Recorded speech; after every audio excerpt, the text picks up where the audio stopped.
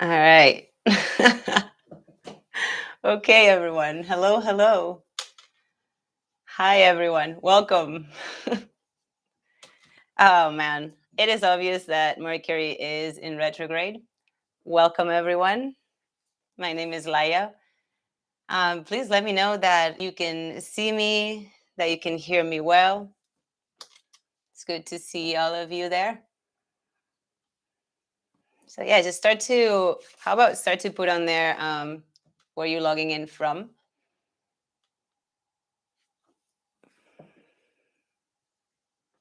Awesome. We can hear. Yeah. All right. So Karen from Nashville, from Music City. I used to live near Nashville for a while. Really fun place. Awesome. So yeah. So why don't you go ahead and put on there? Where are you tuning in from? I right now I'm in Tampa in the United States. So it's 11 in the morning. It is extremely warm. I was thinking it's getting cooler, and it's like 32 Celsius, which is what 90 Fahrenheit. Um, so yeah, let me know what's the weather like where you're at. I'm always interested in the weather for some reason. But anyways, let's get ready to dive in. And before we get started, I always like to get grounded.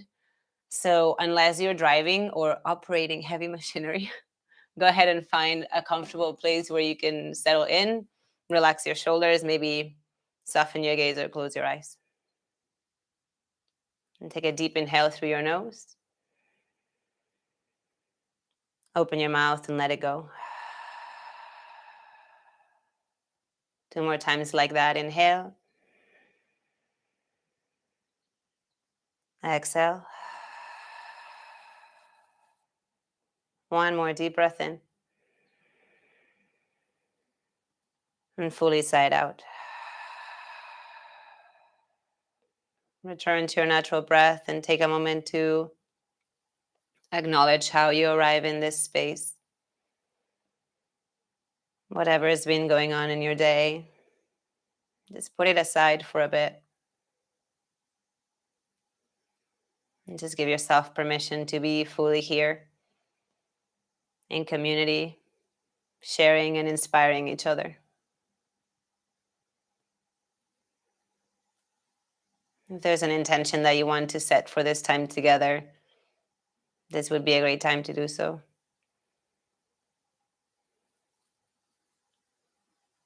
Take a deep breath in and let it go. Start to rub the palms of your hands together, creating some friction, some warmth.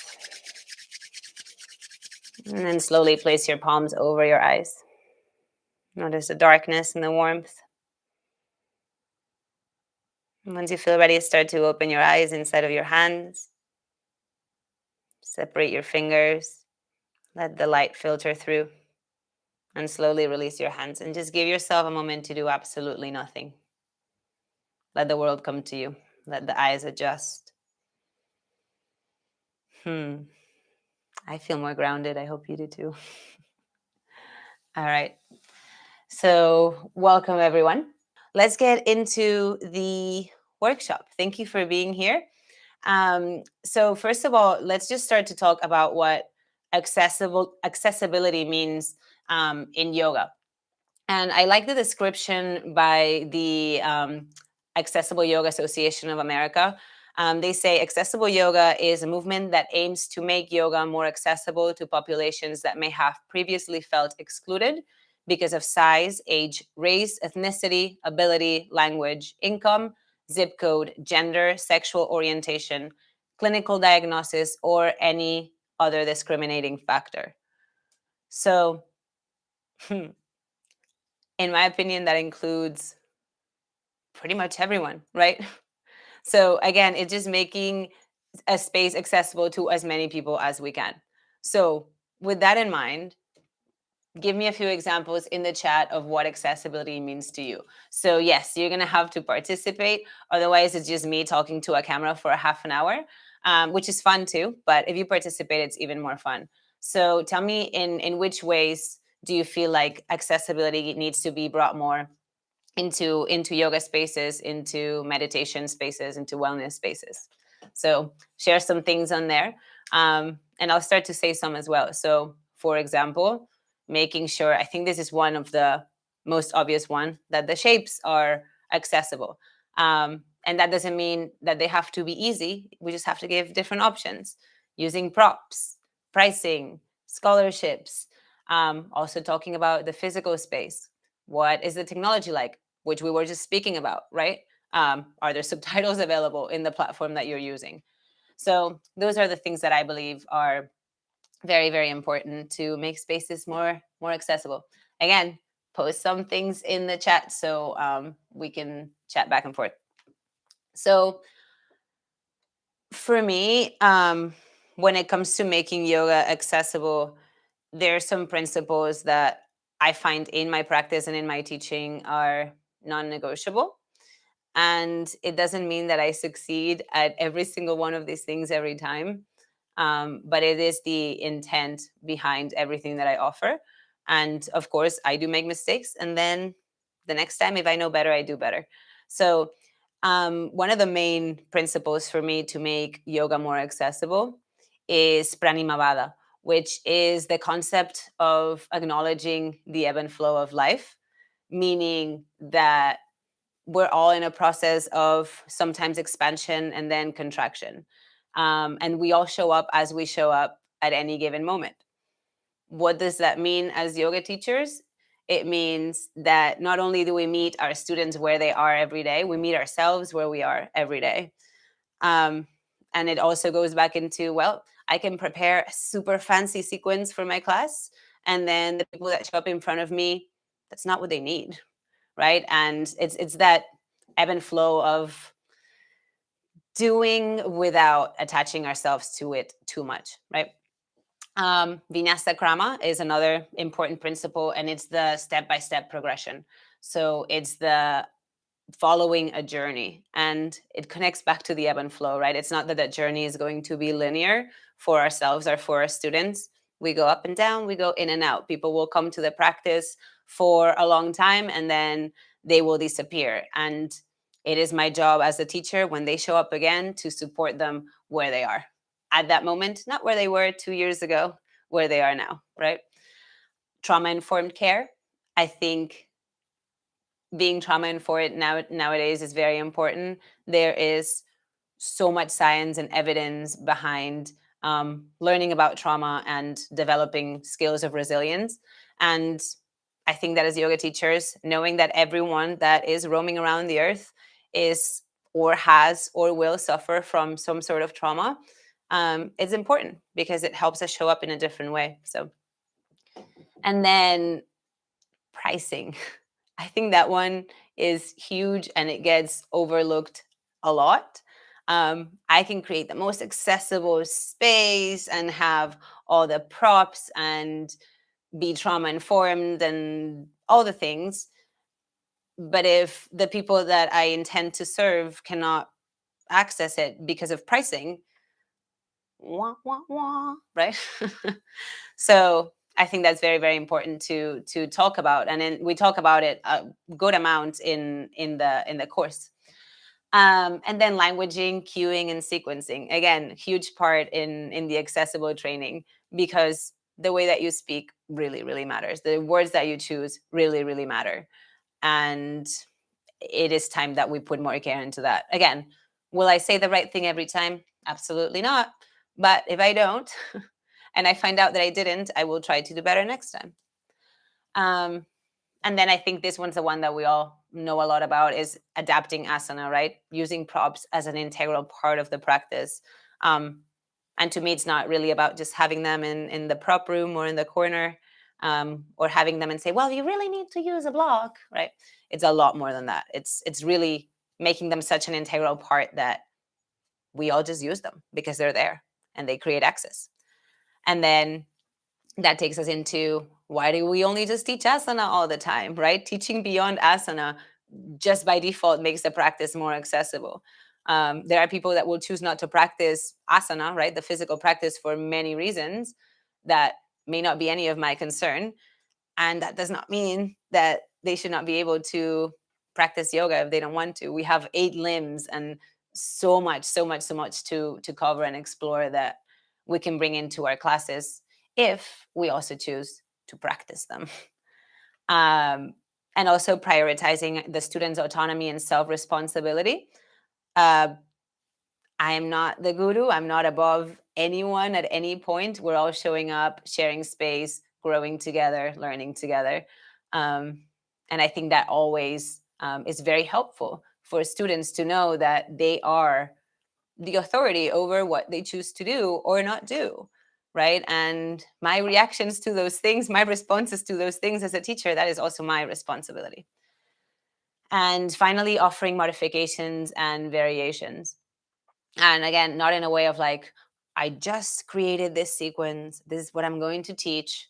And then if I see something in class that I guess I have to address, and I'll say, well, if you can't do all these fancy things, take a child's pose. There's so much more that can be done if we take the time to ourselves in our practice explore different ways to access asana and the practice of yoga. Can I spell these principles? Um, I don't know if I can. Um, yeah. Oh, maybe Pranimavada and Vinyasa Krama. Yes, I think I can spell those. Hold on. So Pranimavada is one, and then Vinyasa Krama. There we go. And also remember that this will be recorded. So you will get the recording after, so you can go over these things. If you feel like you want to look at them a little bit more. All right, moving right along. So for a moment, let's talk about safe spaces. So again, I would love to get some input if y'all feel like sharing. Um, what is a safe space to you? We talk about safe spaces a lot in yoga and in the world in general, at least in the United States. And I think sometimes it might be a little bit overused, but it is important to know what that is, not as a general thing, but to me, right, and to you. Because, for example, I found two great definitions on the Oxford and the Merriam-Webster. The Oxford Dictionary says that it's a place or environment in which a person or a category of people can feel confident that they will not be exposed to discrimination, criticism, harassment, or any other emotional or physical harm. Yeah, I agree. And then also a place intended to be free of bias, conflict, criticism, or potentially threatening actions, ideas, or conversations. And that is by Merriam-Webster. And I agree with all those things. But again, consider anytime, and you can, if you feel like sharing, you can absolutely share in the chat, but maybe think of a time or a teacher, a community, or a yoga studio or a gym where you practice where it felt welcoming. And maybe at the time it just felt like, well, that's what it's meant to be. And now in retrospect, you're like, oh, there was a particular thing that made it accessible, that made me feel safe, that I would be like, yep, safe space for sure. For me, right? I'll give you an example. Here in the United States, the name Laia seems to be fairly confusing to people. And I've gone to many studios where they go read my name, right, when I signed up, and I can see the panic in their face, and they'll just make any excuse to not say my name. I probably won't go back to that studio, but I will go back to the one where the person takes the time to say Leia, Leah, Laia, ooh, Laia, Laia, like Maya with an L. Oh, great. And by the end of class, she was like, see you later, Laia. And I was like, ooh, that felt good, right? So to me, that felt like a safe space. Did I return? Of course I returned, right? Um, Flip the coin. Think of a time where perhaps as a space where it should have been safe. It was a yoga studio, right? We're here for healing. A lot of us did not feel so safe. What was now, again, in retrospect, the thing that you were like, oof, I now know better, and that didn't feel right. But at the time, right, if we go back to talking about trauma, perhaps you froze. There was another place where I practiced where a male teacher would get just really, really, really close. He would touch without asking. He would talk about butts a lot, right? At the time, I just went to class because it was the class that fit my time. But then after a while, I realized that that just didn't feel good for me. Yeah. So again, making a space safe is important. How you make it safe takes time, takes effort, takes listening to yourself, takes listening to your community. Yeah. Yeah. Christiane says, fetch the people where they are right now and don't expect them where you want them to be. Absolutely. Right. Um, yeah. It's sometimes it's difficult, right? Because it's like, well, what I see, that person should be able to be doing this or that. What I see and who that person is, they're completely different things, right? It's all my constructs, all my bias that I'm putting into one dimension of a person during what, 60, 75 minutes that I see them once a week, maybe. Cool. So let's talk about some basic considerations and reasons to adapt. So again, if you want to share, go ahead and share. But what are some reasons in which you think that you would like to create more accessibility and adaptability in your community? I think that, for example, for just for universal accessibility, we should all be making a conscious effort, right? Because if there is a ramp instead of 3 steps to enter into a building, it's not just going to benefit one student that wants to come in a wheelchair. It's going to benefit me when I'm 89 and I don't want to climb 3 steps, right? Um, for body inclusivity, for diversity of physical abilities, for neurodivergent individuals, for permanent or temporary injuries, for temporary or chronic illness, for different age groups. And of course, if you put all these together, that creates intersectional access, which to me is what matters most. It's not really about, it is as well, having, I don't know, a chair class, but it's about, can there be a chair in a vinyasa class? My answer is yes, but am I going to take the time to learn the tools to feel comfortable enough to do that? And this is my favorite part. So anytime I create a new offering, whether that's a class or a retreat or a workshop or a webinar like this one, I ask myself 3 questions. So if you have pen and paper, you may want to write these down. So they're very simple though. They're for who, why, and how. For who, why, and how. So for who is fairly obvious, right?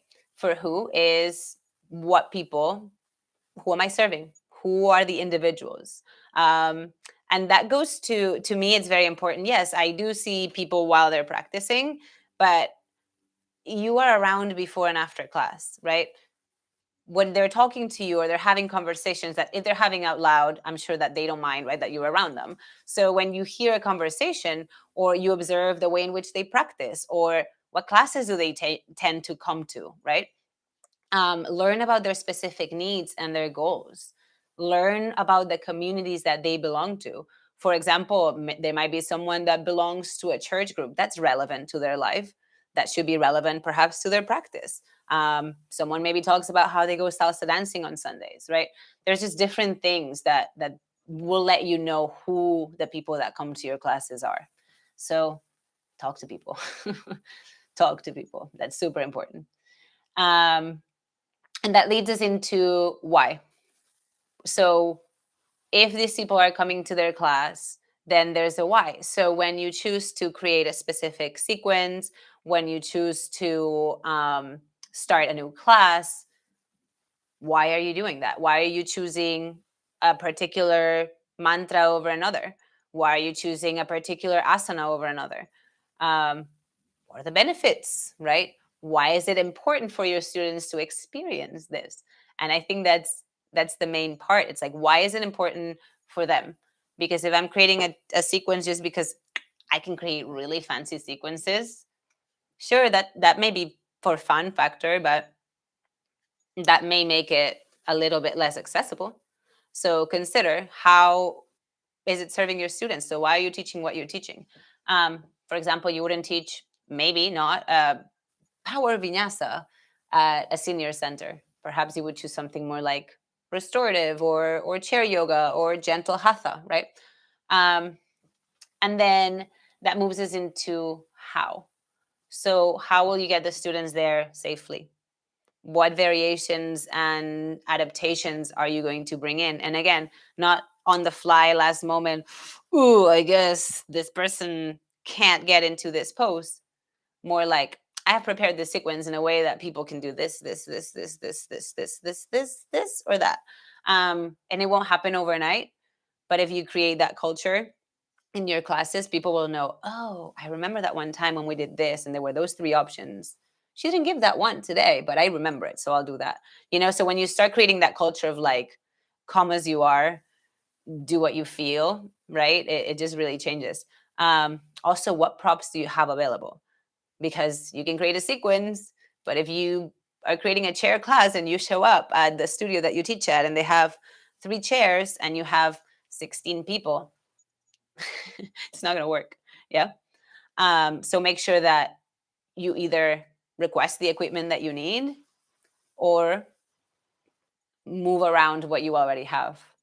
That is also part of being accessible, is adapting to what we already have. And then finally, what words are you going to use? What language are you going to use? And I think sometimes it's overlooked, but I will not use the same language if I am teaching a class that is about being grounded and rooted and present, than if I am teaching a class that is about energizing and being fired up, right? It's just the words will be different, the theme will be different, the shapes will be different, the pranayam will be different. And if you make these things make sense, it just gets a little easier. Yeah. And then last but not least, to make a yoga class accessible, there you're all yoga teachers here, so you know about the arc of the class, right? Like a class has to kind of start somewhere and go up, and it peaks. It doesn't have to have a peak pose, right? But there's kind of a peak or maybe several, and then it goes back down, right? um, and to me, to make this accessible, it's creating something that is routinely done the same way. So I always start my classes with connection, chatting with people. What's going on? What are you up to? How do you feel? Right? Um, I don't pry for information. I don't, right? I'm just there to hold space, to feel the energy. Then there's always grounding. I don't care what type of class I'm about to teach. We're going to get grounded first. We're going to arrive. Um, Warming up the body. So again, progression, as we talked about earlier, simple to complex, same thing, progression.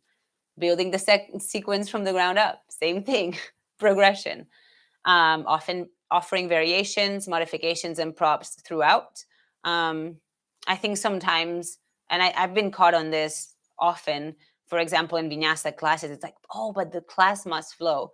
The class must flow, yes, and the class must work for your students first. So if that means that we take 3 breaths in a pose while we're grabbing our blocks, why not?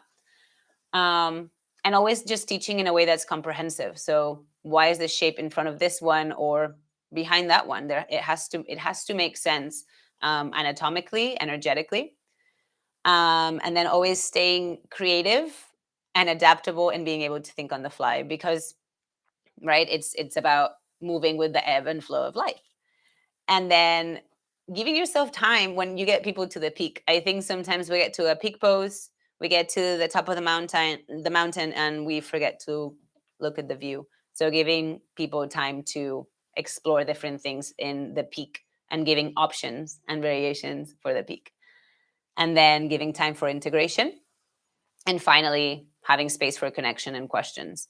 Um, so perhaps instead of, if you only have 60-minute block at the studio or wherever you teach, perhaps your class is 55 minutes, so you can chat with people for a few minutes after, right? And those are things that you'll have to talk about with whoever is in charge, if you will. But I think that they do make a difference in the end. Anyways, that is all on my end, on some basics on how you can start to make your yoga classes more accessible. And we have a little bit of time for a Q&A. And of course, all this information is a little bit surface level, just to give you inspiration on things that you can start to explore. And if you want more, that's where you can sign up for my Teaching Accessible and Inclusive Yoga training on the Eckhart Academy. And since y'all are here today, you get a 20% discount for the next 48 hours. So, yeah, so, but please go ahead and ask any questions that you may have. We have a little bit of time. So, I would love to answer some questions. Um, yeah. And I know there's a little bit of a delay. So, because otherwise I'll just keep talking about accessible yoga all day because that's what I do.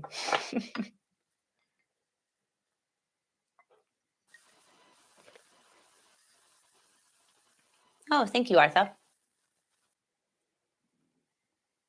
And I mean, if you don't have any questions because I explained myself oh so well, that's phenomenal, but I doubt it. Christiane says, sometimes I find it difficult to get some people calmed down. As soon as they come in class, they start talking. Right. So are they coming to class like late or are they coming to class early? Because I think that's important to. Oh yeah, they're talking to each other, not to me. Yeah. So again, I think that goes back to like the culture. Okay, so yeah, so they're in time, right? Like they're not late or anything. Um, I don't mind people chatting. For example, again, like, energy is different in a vinyasa class and in a restorative class. But to me, for example, if you use music, music helps set the tone like so much. So I don't ever play random music. Like not even my pre-class music is random. Like I set the tone with the music, and I sort of set the tone with the lighting. And again, like if I engage with the chatting, it will probably cause more chatting. If I don't, if I'm sitting super calmly, breathing, right, checking people in, I don't know. There's a chance that the energy will settle. Um, Otherwise, if it becomes an issue and it truly matters to you, and it is actually a detriment in some way or another to someone else, then is when the difficult conversation happens. Um, and those conversations are so important, super super super uncomfortable, but so so so important. um because then you set the expectation, and then the person can choose to be like, oh, that's totally cool, or they can be like, peace out, this is not my studio, I want to be loud before class. And I think both results should be acceptable, or and more, right? There could be other solutions. Maybe you're like, set up a little space outside of the studio where people can hang out. I don't know. Any other questions? That was a great question. Thank you for saying that.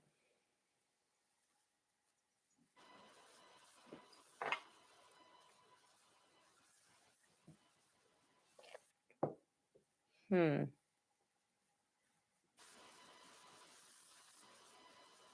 You're welcome, Christian.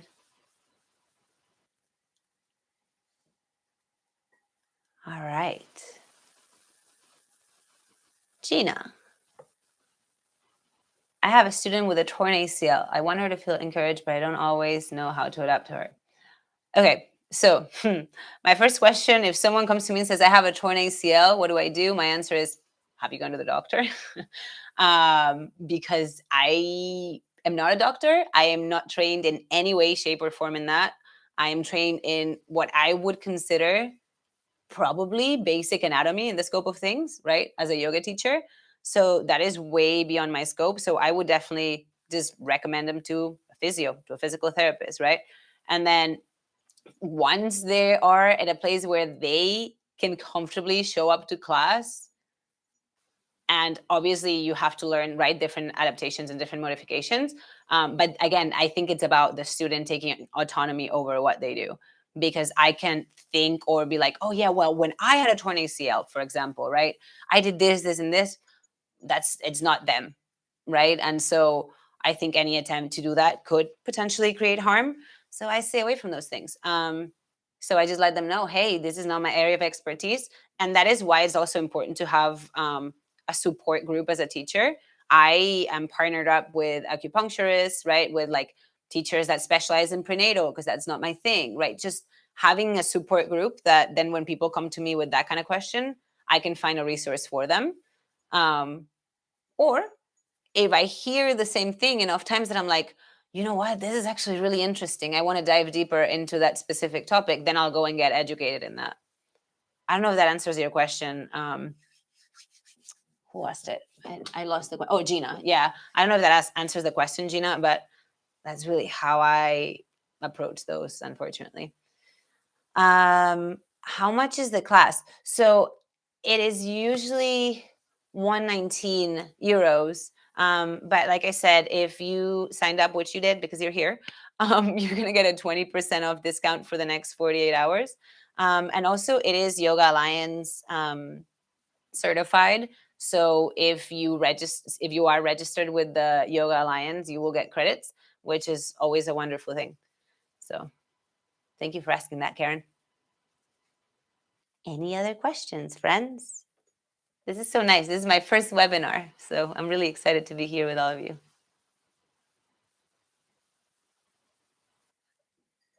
While I wait for a question. Ooh. Oh, yes. Thank you. Yes, thank you. There is a payment plan available because, again, it is part of making things accessible. So I made sure that there was a payment plan available. And I do have several scholarships available as well.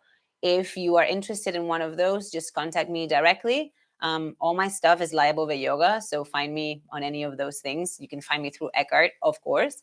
So send me a message, and then I have a form that you can fill out. If a scholarship is something that you need, I am, of course, open to providing you with access to the training, because I believe that that is part, again, of making yoga accessible. So yes, thank you for putting that on there. I forgot about that.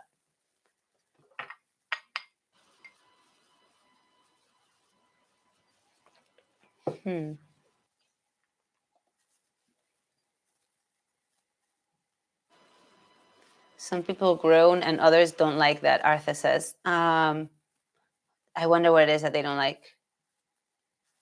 Can you be more detailed, Artha? I'm super interested in what you what you're saying, but I don't know that I'm understanding it.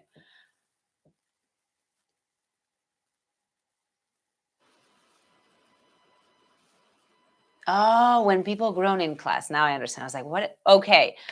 So again, another thing. Yeah. Okay. So those are the types of things that I personally love to bring into the theme of my class. Like, if people get annoyed, oh, friends, I'm going to talk about being annoyed. I'm not going to talk to anyone in particular, but because I've been the person that's annoyed, right? And again, like, if I make the decision to go to a yoga class where there will be other human beings, and I'm, again, as the yoga teacher, I'm acknowledging that some of the people that show up have trauma. Man, trauma and making sound is actually a really good thing for trauma. So to me, like, people making sound, like, please, you know. But if as a teacher it makes you uncomfortable, one, maybe there's some work for us to do, which is totally fine, right? But two, you can also create that culture of being like, you know what, in my classes, that's unacceptable. But again, take the time to think, why is that unacceptable, right? If it makes someone uncomfortable, life is uncomfortable, so maybe it's an opportunity for them to actually learn to go within. I teach a few outdoor classes, and they're this they're like literally in a parking lot, right? And they're great because we were covered, but there's cars passing by. There's people like coming by in their bikes and like their carts and their backpacks, and people get so distracted and they get a little annoyed. And my job is just to bring them back and be like, this is life.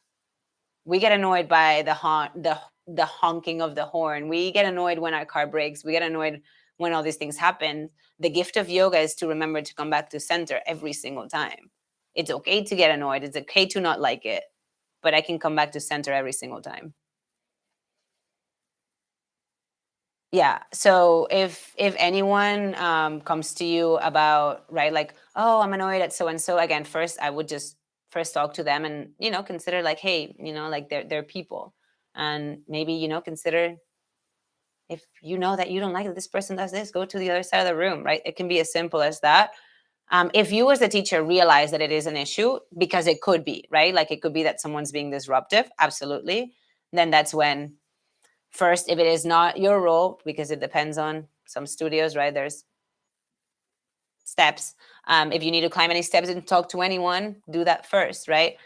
Get support from your peers before you have to have one of those difficult conversations, especially if you're not used to having them very often, because they can like kind of like backfire. um, So get support. If there's a studio manager or another yoga teacher that you trust, and you're like, hey, I'm going through this, what have you done? Like, just reach out to your people, right? um, and then perhaps you have to have that conversation with the person, which could end up with them not coming back to your class. And that's, that, but will that support the rest of the class? If you know what I'm saying, would that be best for everybody else? If that's the case, then maybe the conversation needs to be had. If it's just, well, there's two people that are getting annoyed, then I don't know, maybe flip the mirror, right? All right, I'm seeing somewhere. uh okay. Reading. Okay, yeah. Okay, sounds like that was helpful, Artha. I'm glad. All right, I think we have time for a couple more questions if anyone has any. And I'm just enjoying my tea in the meantime, because I know there's a bit of, it takes a couple of seconds.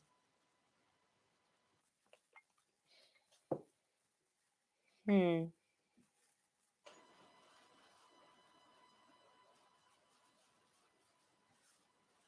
Any other questions before we wrap it up? Of course, Karen. Of course, Gina. Thank you.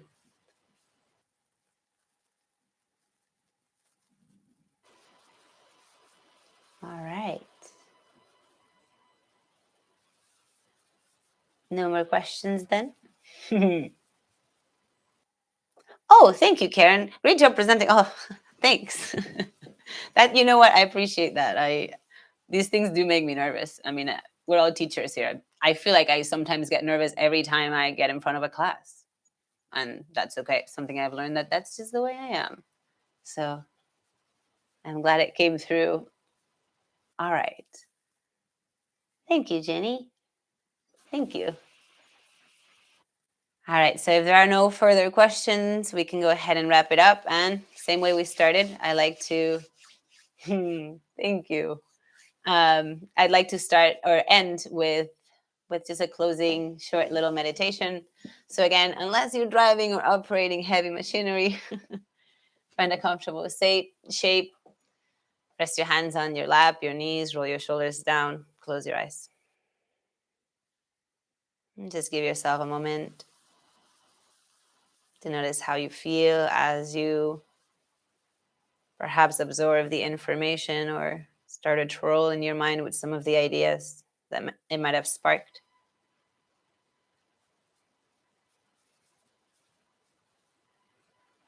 Inhale deeply through your nose. Open your mouth and let go. 2 more. Inhale. Exhale.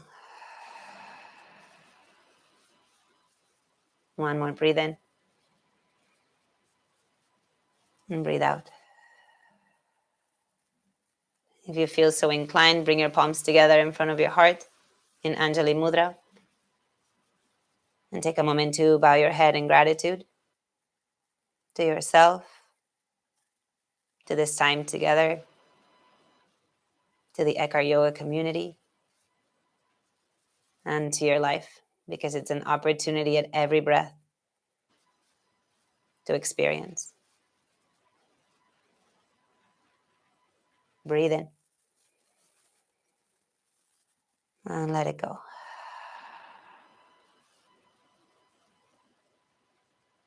Open your eyes when you feel ready. I thank each one of you for being here live. I appreciate you taking the time to chat with me and to connect and to learn a little bit more about accessible yoga and about my teaching accessible and inclusive yoga training. Again, if this calls to you and you would like to learn more, you can check your email after and you will have your coupon code that you can use. If you're watching this after, remember you have 48 hours. So it is right now Tuesday at 11 a.m. Eastern time in the US. So calculate that. And yeah, we appreciate you being here. And in behalf of me and Eckhart Yoga community, we thank you so much. And we'll see you soon. Have a beautiful rest of your day. Bye, everyone. Thank you.